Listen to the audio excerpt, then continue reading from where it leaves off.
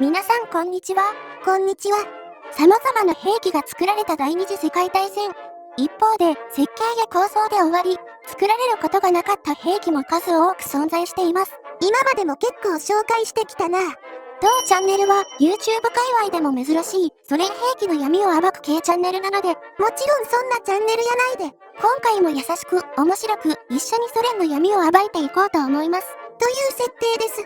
前置きはこのくらいにして、今回紹介する未完成のソ連兵器はどのような見た目をしていたのか、早速画像を見ていきましょう。こちらです。青いやつやん。これガチの設計図やない？詳しくわかりませんが、青図と呼ばれているもので、本格的な設計図ではよく見かけますね。ちょっと見えにくいので、モノクロ画像に差し替えるとこんな感じです。待て、めっちゃ戦闘室でかいやん。何してんねん。軍事に詳しい方であれば、この車両が一体何をベースにしているのかわかると思うのですが、この車体部分は重戦車のカーベイ1となっています。そういえば前にスプロケットで作ったカーベイ2と同じ車体に見えるな。あれと基本同じだね。そうなんかちょっと興味出てきたわ。それでは一体誰が、どのような理由からこの戦車を設計したのか、ざっくりと紹介していきましょう。この設計図を描いたのは、ソ連の兵器設計者として知られるというガチプロ。読み方がよくわからないのですが、レフ・ゴロリツキー率いる設計チームです。久々に来たでガチプロ。この方は例えば、SU-152G という自走砲も設計しています。おお、すごい人やん。話を戻すと、1942年4月、ソ連当局から重自走砲の開発が命じられ、当時のウラル重機工場のゴルリツキーら設計チームが担当することになったそうです。そこで設計されたのが、こちらの U19 と呼ばれる、見切り 203mm 砲を搭載した車両でした。203mmって、実はこの 203mm 砲は B4-203mm 榴弾砲です。つまり B4-203mm 榴弾砲を戦闘室内部に無理やりぶち込むというものになりました。待て、サイズ的に無理なんやない？そこを工夫しながら内部に無理やりぶち込みます。おい。ではなぜソ連軍はこのような極端な兵器を必要としていたのか、背景を紹介しましょう。気になるのはそこやな。設計が命じられたのは1942年。実は同じ時期にソ連ではこの 203mm 榴弾砲を搭載した U19 案と 152mm 榴弾砲を搭載した U18 という2つの設計案が同時に進められていたそうです。ほう。なぜこのような大口径の自走砲を必要としていたのか。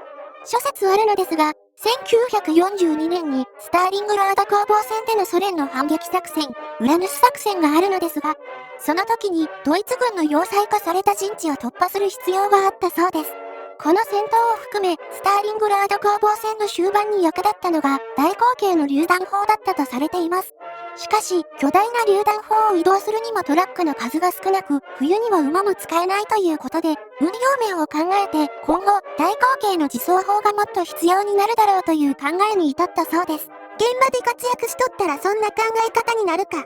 この内容については若干誤りがありそうなのですが、いずれにしても、1942年頃、ソ連軍側は移動可能な銃砲を相当求めていたのは間違いなく、その時に設計されたものが、今回紹介する U19 と、先ほど紹介した U18 になります。ではこの U19、どのような設計になっていたのか見ていきましょう。気になるのはこの戦闘室やな。戦闘室に収められる B4-203mm 榴弾砲は、そのまま流用。特に上部構造はそのままで最小限の改修を行いコスパよく搭載するとしていました。でもかなり無理しとるやん。乗せただけではパッパラパー状態なので装甲版で多い戦闘室にします。問題なのは砲弾です。砲弾の重量が 100kg ほどあったらしく、人力での装填は難しいということで小さいクレーンを搭載して補助する形で装填を行う案になりました。かなり大変やで中の人。この戦闘室の装甲は、正面 75mm、側面 60mm、背面 40mm、天板は 30mm でした。この天板については取り外し可能な設計になっていたらしいです。なんで？男の子はキャストオフ好きだからね。いや、それちゃうやろ。詳しい記載がなく理由は不明ですが、車体は冒頭紹介したように、カーベイ1をそのまま使用。戦闘室の前後サイズは車体を超える大きさにはなっていないのですが、全高は 3m51cm になってしまいました。比較するとマウスよりも 10cm くらい低いサイズだね。めっちゃでかいやん。そして重量は66トン。運用は6人から7人で行うとしていたのですが、内部はかなりキツキツ状態ですね。この後ろの扉みたいなのなんなん？背面ハッチは方針を交換するときに使用したり、乗員の出入り用にも使用します。メンテナンスにも使うって感じなんやな。ゆるふわ軍事チャンネル。ここからは U19 がその後どうなったのか紹介していきます。ガチプロが設計しとるしさすがに採用やろ。設計が始まったのは1942年の4月。カーベイ湾に 203mm 榴弾砲を乗せるという概念図は1942年5月に完成しました。すごいやん。開発が指示されてから1ヶ月くらいやな。そして翌月6月には設計図が完成。8月12日にソ連軍砲兵局と戦車開発を管轄する装甲車両総局に送られました。おう、いつも出てくるところやん。ちなみに設計図は U18 よりも3週間も早く送られていたそうです。しかしこの時点でプロジェクトの優先度は U18 よりも高くなかったとされています。なんでや。約1ヶ月後の1942年9月9日、現在日本では栗きんとんの日ですが、はい。当局から U19 の審査結果が送られてきました。確か結果を返信する義務みたいなのがあった言っとったな。どうなったん？もちろん不採用とする内容が記載されていました。でもなんで？その手紙の内容が一部残されています。そこには6つの不採用の理由が記載されていました。結構あるやん。せっかくなので全て紹介しましょう。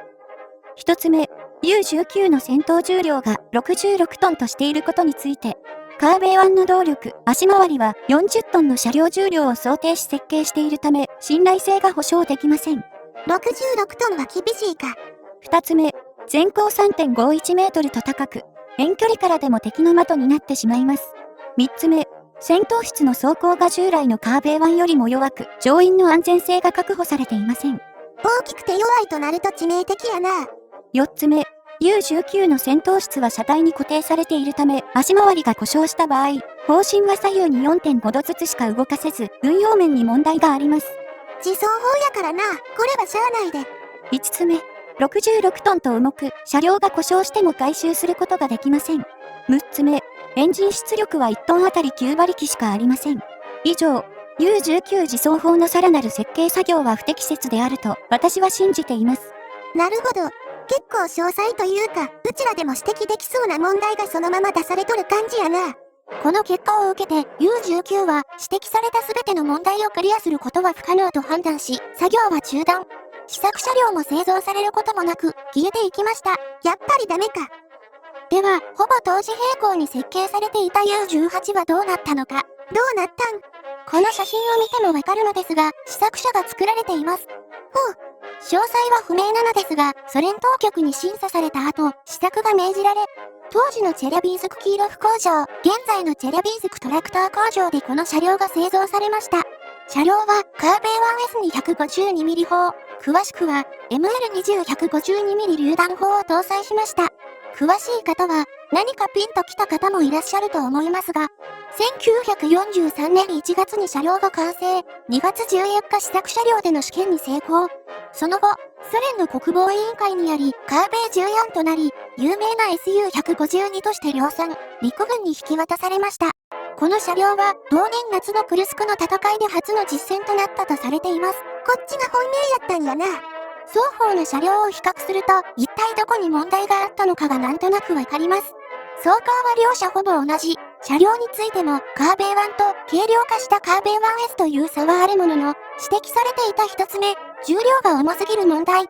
そして、二つ目の戦闘室が巨大すぎる問題が、不採用の大きな理由になったことが伺えますね。いくら強い思考搭載しとっても目立ちすぎたり、行動不能になっては意味ないからな。U19 のベースとなったカーベイ1でも、動力周りの故障が相次ぎ、戦闘による損失よりも故障による損失の方が多かったと言われています。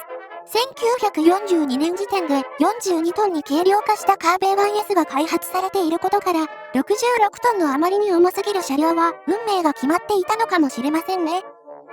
今回はここまで。最後までご視聴ありがとうございました。よろしければチャンネル登録と高評価をいただけると嬉しいです。